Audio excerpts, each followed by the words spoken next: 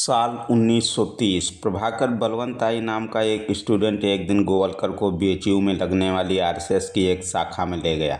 वहां गोवलकर हिंदू राष्ट्र और दर्शन पर भाषण दिए तो हर कोई उन्हें गुरुजी कहने लगा। 1932 में जब गोवलकर नागपुर आए तो पहली बार हेडगेवार से मिले थे। ये उनके जीवन का टर्निंग पॉइंट बना। उन्होंने बनारस छोड़ दिया और नागपुर में वकालत की पढ़ाई करने के साथ संघ की गतिविधियों में जुट गए। नवंबर 1936 में गोवलकर संन्यास लेने रामकृष्ण मिशन के सरकाजी आश्रम पहुंचे, लेकिन 3 महीने में लौट आए।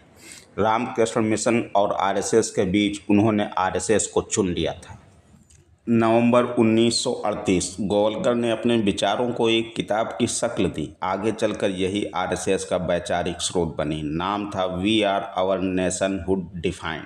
हिंदू राष्ट्र का सपना सजोए इस किताब में बाहर से आए लोगों के लिए काफी सख्त विचार थे। हिंदुस्तान में बाहर से आए लोगों को हिंदू संस्कृति और भाषा अपनानी होगी। हिंदू धर्म का आदर करना और उस पर श्रद्धा रखना सीखना होगा। अपने किसी भी अलग अस्तित्व को त्याग देना होगा और या फिर पूरी तरह हिंदू राष्ट्र की अधीनता में बिना किसी चीज पर दावा किए, बिना किसी विशेषाधिकार के नागरिक अधिकारों के बगैर ही देश में रहना होगा। इस नए युवक की ऊर्जा और विचारों से चमत्कृत होकर ही हेडगेवार ने उन्हें आरएसएस की कमान सौंपने का फैसला किया था। हेडगेवार के पहले मासिक श्राद्ध पर 21 जुलाई 1940 को गोवलकर ने कहा, आरएसएस अमर है, चाहे इसके संस्थापक की मृत्यु हो गई हो, लेकिन संघ आगे बढ़ता रहेगा। मैं नहीं जानता कि डॉक्टर साहब ने मुझे इस महान उत्तरदायित्व के लिए क्यों चुना, लेकिन मैं इतना कह सकता हूँ कि उनका मेरे प्रति अपार प्रेम था। गोवलकर जानते थे कि कैडर तैयार करने के लिए शाखा एक महत्वपूर्ण टूल है। उन्होंने शाखाओं के नियम बनाए। प्रार्थना, प्रतिज्ञा, व्यायाम, खेलकूद और विचार विमर्श को शामिल किया।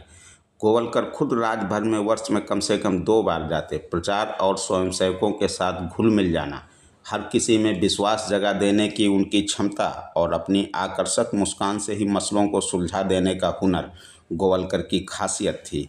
नतीजतन संघ का नेटवर्क पूरे देश में दूर दराज इलाकों तक फैल गया।